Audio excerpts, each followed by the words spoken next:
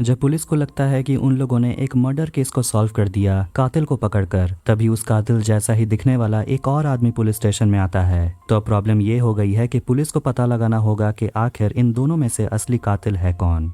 Movie की शुरुआत में हम अर्जुन सहगल नाम के लड़के को देखते हैं जो आकाश सरदाना के घर पर आता है। आकाश अपने घर पर काम कर रहा है, पर जब वो दरवाजा खोलता है तो अर्जुन उस पर हमला करता है और उसे जान से मार डालता है। उसके बाद अर्जुन बाहर निकलने की कोशिश करता है और वहाँ बालकनी में एक गमले में एक पौधा रखा हुआ था और वो पौधा गिरते गिरते बच जाता है, लेकिन उसे नहीं पता कि गमले में खून लग गया था। फिर अर्जुन वहां से भाग जाता है। अगले सीन में आकाश के घर में पुलिस की टीम आती है तहकीकात के लिए और चारों तरफ देखकर पुलिस को ये लगता है कि ये चोरी का केस है और आकाश अपने आप को बचाने की कोशिश कर रहा था और वो मारा गया। लेकिन तभी वहां पर सब इंस्पेक्टर माथुर आती है और पूरा क्राइम सीन समझाती है कि किस तरह आकाश को मारा गया होगा और वो कहती है कि किलर एक ही है। तभी वहां पर कमिश्नर यादव आ जाते हैं और कमिश्नर माथुर से कहते हैं कि ये केस बहुत इंपॉर्टेंट है और शाम तक मुझे रिपोर्ट चाहिए। माथुर उस इलाके में सबसे पूछताछ करती है और फिर वो आकाश की बहन से मिलती है। उसकी बहन बताती है कि आकाश 4 महीने पहले ही इंडिया वापस आया था और पहले वो यूएस में काम करता था। एक बिजनेस शुरू करने के लिए वो इंडिया वापस आया था और फैमिली अकाउंट से उसने 20 लाख रुपए विड्रॉ किए थे,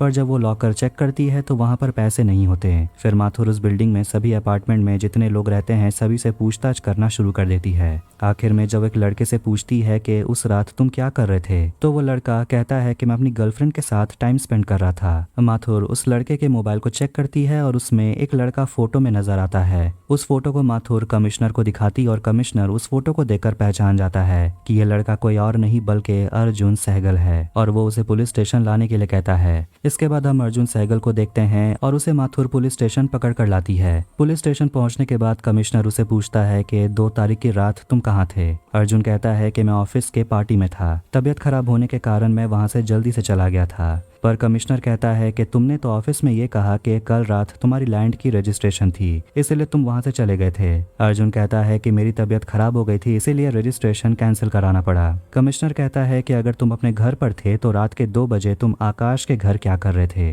और इस पर अर्जुन के पास कहने के लिए कुछ नहीं बचता और इसीलिए अर्जुन फंस चुका है। फिर तभी सभी पुलिस बाहर चले जाते हैं और कमिश्नर अर्जुन से अकेले में कहता है कि तू इस बार बच नहीं पाएगा मेरे हाथों से। लेकिन तभी वहाँ एक कांस्टेबल कमिश्नर को आकर कहता है बाहर एक गड़बड़ हो चुकी है। तभी जब वो सभी लोग बाहर जाते हैं तो वहाँ वो एक और लड़के को देखते हैं जो बिल्कुल अर्जुन जैसा दिखता है। उसे भी पुलिस ने पकड़ा है और उसे देखकर सब चौंक जाते हैं। कांस्टेबल बताता है कि ये लड़का पुलिस के साथ मारपीट कर रहा था और पिया हुआ था। और इसके बाद यहाँ से सीन चेंज होता है और हम 3 साल पहले के सीन को देखते हैं जहाँ अर्जुन अपने ऑफिस के बाहर अपने कलीग के साथ खड़े होकर एक लड़की को देखता है जिससे वो पसंद करता है और कहता है कि उसे देखने के लिए मेरे पास बस यही टाइम होता है। अब जबकि दोनों का ऑफिस अलग अलग फ्लोर में है, अर्जुन रोज उस लड़की को सिर्फ देखते ही रहता था। पर आखिरकार एक दिन अर्जुन उस लड़की से कॉफी के लिए पूछता है, पर वो लड़की कॉफी पर जाने के लिए मना कर देती है और कहती है कि तुमने गलत क्वेश्चन पूछा है, अगर सही क्वेश्चन पूछोगे तो मैं शायद हाँ कर दूं। उस दिन के बाद ऐसे ही दिन गुजरते जाते हैं और अर्जुन को समझ नहीं आ रहा कि सही क्वेश्चन है क्या। फिर आखिरकार एक दिन अर्जुन को समझ आ जाता है और वो उससे क्वेश्चन पूछता है कि क्या तुम मेरे साथ चाय पीने के लिए चलोगी। तब जाकर वो लड़की मान जाती है, यानी कि उस लड़की को चाय पसंद है ना कि कॉफी। उस लड़की का नाम जानवी है और वो अर्जुन के बारे में सब कुछ जानती है कि वो कहाँ से पढ़ा है, वो क्या काम करता है। ये सुनकर अर्जुन हैरान हो जाता है और उसे पूछता है क्या तुम स्टॉकर हो। और ऐसे ही करते करते उन दोनों के बीच नजदीकियां बढ़ने लगती हैं और दोनों एक दूसरे को पसंद करने लगते हैं। एक दिन हमें इस मूवी का दूसरा कैरेक्टर को दिखाया जाता है जिसका नाम सूरज है और वो बिल्कुल अर्जुन की तरह दिखता है, मगर दोनों के बीच आखिर क्या रिश्ता है ये आप लोगों को आगे चलकर पता चलेगा। सूरज के साथ उसका दोस्त जिसका नाम चड्डी है वो भी वहाँ पर था। सूरज एक एटीएम मशीन को चोरी करके लाया था, लेकिन उस एटीएम मशीन को खोलना कैसे है वो ये नहीं जानता था। सूरज उस गैंग मेंबर के पास जाता है जो ये सब काम करता है, लेकिन वो गैंग मेंबर उसकी बातों पर विश्वास नहीं कर रहे थे।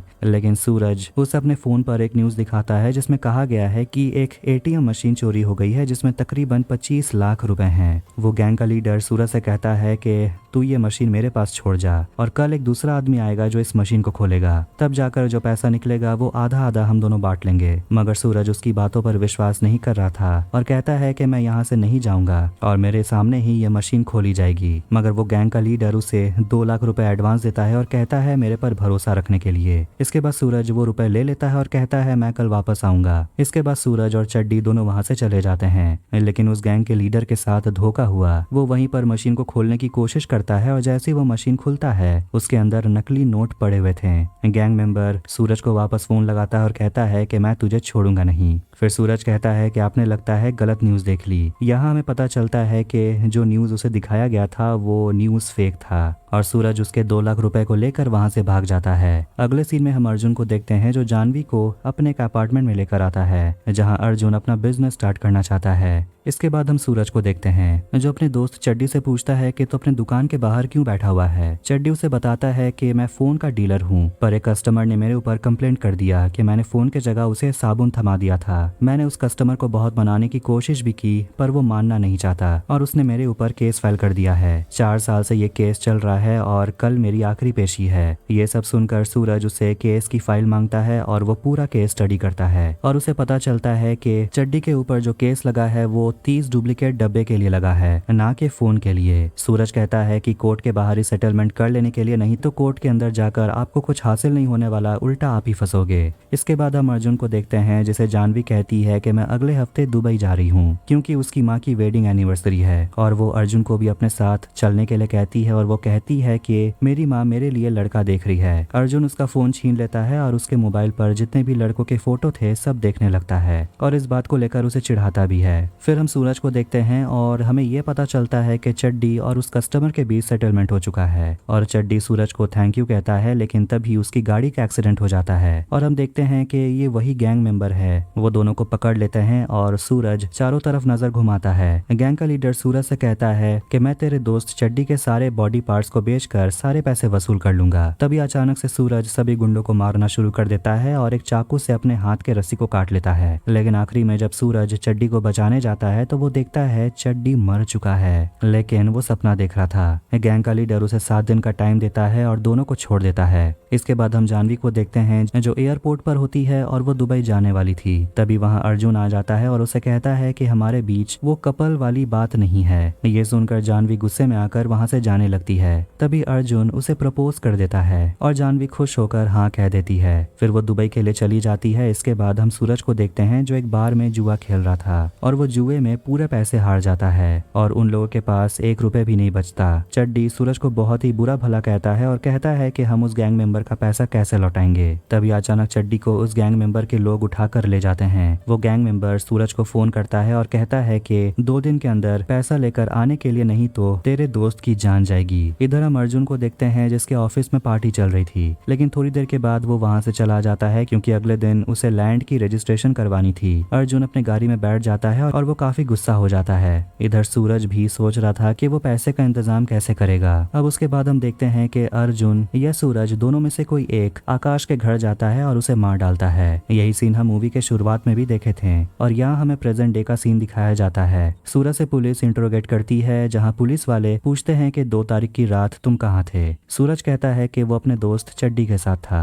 तभी सूरज अपनी रुमाल निकाल कर अपना चेहरा पोंछने लगता है और उस रुमाल को माथुर DNA टेस्ट के लिए भेज देती है। फिर माथुर पूछती है कि तुमने आकाश को क्यों मारा, लेकिन सूरज कहता है कि मैंने किसी आकाश को नहीं मारा। ये सुनकर वहाँ दूसरा पुलिस वाला उस पर हमला करता है और खुद के बचाव में सूरज कहता है कि कस्टडी में लाए गए इंसान के ऊपर कोई भी फिजिकली टॉर्चर करता है तो वो कानूनन अपराध है और उसके साथ जितने भी पुलिसकर्मी रहेंगे उन सभी के ऊपर केस फाइल किया जाएगा। इसके बाद हम देखते हैं कि कमिश्नर से मिलने के लिए उसका वकील आता है और उस वकील का नाम बीजू है। कमिश्नर बीजू को सूरज और अर्जुन को दिखाता है और दोनों को देखते ही बीजू कहता है कि ये दोनों तो जुड़वा हैं। कमिश्नर कहता है कि मैं 2 महीने में रिटायर होने वाला हूँ और अर्जुन को जेल के अंदर करने के लिए इससे अच्छा मौका और नहीं मिलेगा। बीजू से कहता है कि सूरज का रिकॉर्ड इस थाने से हटाने के लिए हमारे पास सिर्फ 2 दिन है क्योंकि सैटरडे और संडे 2 दिन कोर्ट बंद रहेगा, इसलिए 2 दिन के अंदर तुम्हें अर्जुन के खिलाफ एविडेंस किसी तरह जुगाड़ करना होगा, नहीं तो वो फिर से छूट जाएगा। इसके बाद कमिश्नर सारे पुलिस वालों के साथ मीटिंग करते हैं और कहते हैं कि उन दोनों से बाहर वाला कोई मिलने नहीं आ सकता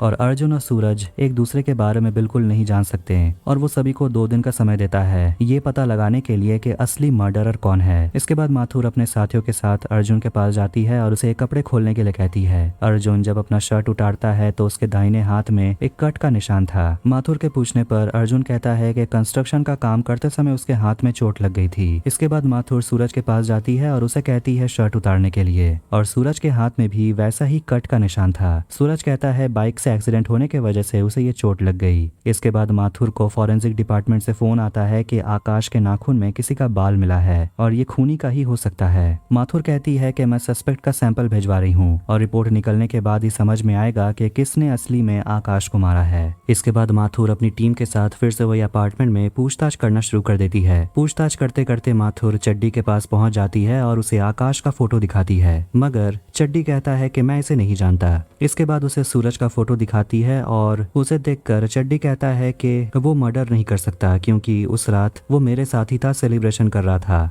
माथुर पूछती है कि किस बात का सेलिब्रेशन। तब चड्डी कहता है कि मेरी ये दुकान के ऊपर केस चल रहा था और उस केस को सूरज ने ही जितवाया था। इसके बाद माथुर वहां से चली जाती है और जाते जाते हवलदार से कहती है कि इसके ऊपर नजर रखना। अब एक दिन बीत जाता है लेकिन उन्हें कोई सुराग या कोई गवाह नहीं मिलता और ये देखकर कमिश्नर उन सभी को डांटने लगते हैं और पुलिस इंस्पेक्टर केसला को कहता है अर्जुन के ऊपर टॉर्चर करने के लिए और कमिश्नर अर्जुन से कहता है गुनाह कबूल कर ले कि तूने ही आकाश को मारा है, मगर अर्जुन कहता है कि मैं गलत बयान नहीं दे सकता क्योंकि मैंने आकाश को नहीं मारा। ये सुनकर कमिश्नर बहुत गुस्से में आ जाता है और वो अर्जुन को बेधड़क पीटने लगता है। इधर माथुर अर्जुन की कार को चेक करती है और उस गाड़ी का जैक खराब था और अर्जुन ने भी यही कहा था कि मेरी गाड़ी का जैक खराब है। इसके बाद वो सूरज के पास जाती है और उसे पूछताछ करती है कि उस रात तुम शहर छोड़कर क्यों भागने वाले थे, पर सूरज कोई बहाना मारता है और फिर माथुर गुस्से में आकर उसे इलेक्ट्रिक का शॉक दिलवाती है। इसके बाद हम देखते हैं कि कमिश्नर इंस्पेक्टर केसला के साथ कुछ बातें कर रहा था और उसे देखकर माथुर कांस्टेबल राठी को अपने कमरे में बुलाती है। राठी उसे सारी कहानी बताता है कि कमिश्नर की बेटी जिससे शादी की है वो दूसरी जात का है और ये कमिश्नर को पसंद नहीं था और उसकी बेटी की शादी उस लड़के के साथ अर्जुन ने करवाई थी। इसलिए कमिश्नर ने अपने वकील के साथ मिलकर अर्जुन को फंसाने की कोशिश की थी, मगर कोर्ट में कमिश्नर की बेटी ने अर्जुन को बचा लिया, मगर इस बार वो अर्जुन को छोड़ेंगे नहीं। तभी माथुर को फॉरेंसिक डिपार्टमेंट से फोन आता है और वो कहते हैं कि आपको तुरंत यहाँ आना पड़ेगा। उसके बाद हम देखते हैं कि एक कांस्टेबल सूरज को बाहर बैठाता है और दूसरा कांस्टेबल अर्जुन को खाना देने के लिए जाता है, पर अर्जुन उसे चकमा देता है और उस कमरे से भाग जाता है। भागते भागते सूरज अपने हमशक्ल को देखता है और उसे पैर से गिरा देता है। अर्जुन जब सूरज को देखता है तो वो भी चौंक जाता है। उसके बाद दोनों आपस में लड़ने लगते हैं और दोनों यहाँ कबूल करते हैं कि वो दोनों जुड़वा भाई हैं। इधर माथुर लैब पहुंचती है और डॉक्टर बताता है कि दोनों का डीएनए 100% मैच हो रहा है और दोनों का मैच इसलिए हो रहा है क्योंकि दोनों जुड़वा हैं, लेकिन जुड़वा लोगों के भी फिंगरप्रिंट अलग अलग होते हैं और इससे हमें पता चल जाएगा कि दोनों में से असली कातिल कौन है। फिर फॉरेंसिक डिपार्टमेंट की खुद की टीम आकाश के घर छानबीन के लिए जाती है, मगर वहाँ उन्हें कुछ भी नहीं मिलता। इधर कमिश्नर अर्जुन और सूरज से पूछताछ करते हैं और दोनों बताते हैं कि हमारे पेरेंट्स की आपस में बनती नहीं थी और दोनों के बीच झगड़ा होते रहता था और इसीलिए उनके पापा ने डिवोर्स लेने का फैसला किया और उन्होंने हमारी माँ को घर से बाहर निकाल दिया, मगर उसकी माँ दोनों बेटों से दूर हो जाने का गम बर्दाश्त नहीं कर पाई और कुछ ही दिनों में वो मर गई। फिर जैसे ही वो दोनों बड़े होते चले गए उन दोनों के बीच झगड़ा होना शुरू हो गया क्योंकि अर्जुन को उसके पिता बहुत प्यार करते थे और सूरज को उसकी माँ बहुत ज्यादा प्यार करती थी। उनकी माँ सूरज से कहती थी कि तुम्हारे पिता तुम दोनों को बहुत प्यार करते हैं और चाहे कुछ भी हो जाए तुम और अर्जुन एक साथ रहोगे, तुम्हें अर्जुन का भी ध्यान रखना होगा। इसके बाद आगे अर्जुन बताता है कि मैं पढ़ाई के लिए बाहर चला गया था और सूरज घर से भाग गया था और बाहर जाकर वो गलत काम करने लगा। फिर जब मैं सक्सेसफुल हो गया तो मेरी लाइफ देखकर वो जलने लगा। फिर एक दिन हम अर्जुन को देखते हैं कि वो अपने दोस्त से कहता है कि उसके पास जो रिंग थी जो वो अपनी गर्लफ्रेंड जानवी को देने के लिए लाया था वो रिंग उसके पास से खो गया था और वो कहता है कि सूरज ने ही उसके रिंग को चुराया है और वो अपने गुंडों को बुलाता है और सूरज को पिटवाता है। इसके बाद सूरज अर्जुन को फोन करता है और कहता है कि मैं तुझे छोड़ूंगा नहीं। इसके बाद माथुर जाती है, सूरज से पूछताछ करती है और सूरज के कान में कुछ कहती है और उसके बाद वो वहां से चली जाती है। फिर माथुर सूरज के दोस्त चड्डी को यहाँ पर लाने के लिए कहती है। फिर देखते हैं कि सूरज सूरज पहले ही चड्डी को ये कह दिया था कि जब पुलिस यहाँ पर आएगी उससे पहले इस शहर से भाग जाने के लिए, और जैसे ही पुलिस वाले चड्डी को ढूंढने के लिए आते हैं तो उन्हें वहाँ चड्डी मिलता ही नहीं। ये सुनकर माथुर गुस्से में आ जाती है। इसके बाद कांस्टेबल राठी माथुर से कहता है कि सूरज के ऊपर 20 लाख रुपए का कर्ज था और अगले दिन उसने अपने कर्ज को चुका भी दिया, और ये खबर कमिश्नर को पहले से ही पता था। ये न्यूज आपको बताने के लिए मना किया गया था। दरअसल कमिश्नर का अर्जुन के साथ पर्सनल दुश्मनी है और वो अर्जुन को फंसाने के लिए जो बन पा रहे हैं वो कर रहे हैं। इसके बाद कमिश्नर सूरज को लेकर एक ऑफिस में जाते हैं और वहाँ फिंगरप्रिंट देने के लिए कहते हैं, पर सूरज कहता है कि मैं मर्डर वाली रात को जुआ खेलकर रुपए जीता था। फिर कमिश्नर उसके पास जाता है जहाँ सूरज जुआ खेला था। वो आदमी कमिश्नर को कहता है कि पहले तो वो हार गया था, पर जब वो वापस आया तो वो 25 लाख रुपए जीत के गया। तभी कमिश्नर समझ जाता है कि सूरज बेगुनाह है और अर्जुन ने ही आकाश को मारा है। तब ये कांस्टेबल कमिश्नर से कहता है कि माथुर मैडम का फोन आया था और उसे एक एविडेंस मिला है। जैसे ही कमिश्नर पुलिस स्टेशन पहुंचता है वहां उसकी बेटी नजर आती है। यहाँ हमें दिखाया जाता है कि जब माथुर अर्जुन को इंट्रोगेट कर रही थी, माथुर उसे पूछी थी कि उस रात तुम अपने ऑफिस से लैंड रजिस्ट्रेशन कराने के बहाने चले गए थे, मगर अर्जुन कहता है कि मेरी कोई लैंड रजिस्ट्रेशन नहीं थी, बल्कि कमिश्नर साहब की बेटी की सेफ्टी का सवाल था। इसके बाद हम कमिश्नर की बेटी को देखते हैं। उसकी बेटी कहती है कि उसको पैसे की जरूरत थी, इसलिए अर्जुन ने 20 लाख रुपए उसकी बेटी को दिया था। और माथुर कमिश्नर को बता देती है कि उस रात क्राइम के समय वो वहाँ नहीं था क्योंकि उसकी गाड़ी खराब हो गई थी। इसके बाद कमिश्नर अपने वकील बीजू के पास जाता है और बीजू उसे बताता है कि अब कुछ नहीं हो सकता, अब जो फैसला करना है वो कोर्ट करेगी। अब ऐसा करते करते 6 महीने बीत जाते हैं और 6 महीने की कोर्ट प्रोसीडिंग के बाद अदालत फैसला नहीं कर पाती कि मर्डर किसने किया है और इसीलिए कोर्ट दोनों को छोड़ देती है। अब सूरज और अर्जुन दोनों बच जाते हैं और उसके बाद हम माथुर को देखते हैं जो अपने ऑफिस में जानवी की फाइल पढ़ती है और जानवी जहां रहती है उस अपार्टमेंट में उसे मिलने के लिए जाती है, पर वहां उसे जानवी तो नहीं बल्कि उसे जानवी की दोस्त मिलती है और वो बताती है कि जानवी और अर्जुन के बीच किसी बात को लेकर अनबन हो गई थी और वो ये भी कहती है कि जानवी किसी और लड़के के साथ शादी करना चाहती है। तभी माथुर समझ जाती है कि वो लड़का कोई और नहीं बल्कि आकाश है। फिर हमें फ्लैशबैक दिखाया जाता है जहाँ हम देखते हैं कि अर्जुन उस रात आकाश के घर गया था और वो जानवी के बारे में उसे पूछता है कि वो कहाँ पर है। आकाश कहता है कि दुबई जाने के बाद जानवी और मैं एक दूसरे से प्यार करने लगे थे, लेकिन तभी हम देखते हैं कि आकाश उसके पैर पर एक कांच से अटैक करता है और उसका गला घोटने लगता है। तब जाकर आकाश बताता है कि मैं हमेशा से जानवी से प्यार करता था, पर वो तुमसे प्यार करती थी। और उस रात रीयूनियन पार्टी के समय आकाश जानवी के ड्रिंक में नशे की गोली मिला देता है, जिसके बाद वो उसका गलत फायदा उठाता है, मगर फिर भी वो अर्जुन का नाम ही लेते रहती है और इसीलिए गुस्से में आकर वो जानवी को मार डालता है। ये सुनकर अर्जुन बहुत ज्यादा गुस्से में आ जाता है और वो आकाश को मार देता है। इधर मूवी के आखिरी सीन में सूरज और अर्जुन को देखते हैं। सूरज उसे सारी बात बताता है कि जिस दिन तुझे पुलिस पकड़ कर ले गई थी तभी मैंने अपना प्लान बनाया और तुझे बचाने के लिए ये सब नाटक किया, मगर अर्जुन उसे पूछता है कि तुमने मेरे लिए ऐसा क्यों किया। सूरज उसे बताता है कि तेरे लिए नहीं बल्कि मैंने अपनी माँ के लिए किया है, क्योंकि मेरी माँ मुझसे ज्यादा तुझसे प्यार करती थी। और दोनों तय करते हैं कि वो आज के बाद एक दूसरे से नहीं मिलेंगे। जाते जाते अर्जुन कहता है कि वो भी शहर से हमेशा के लिए चले जाना चाहता है और सूरज को एक फ्लैट की चाबी गिफ्ट में दे देता है और अर्जुन वहां से चला जाता है। और इसी के साथ ये मूवी यहीं पर खत्म हो जाती है। तो अगर आपको ये वीडियो पसंद आया तो वीडियो को लाइक करें, चैनल को सब्सक्राइब करें। ऐसे ही मूवीज और टीवी सीरीज एक्सप्लेनेशन के लिए मिलते हैं नेक्स्ट वीडियो में। Take care.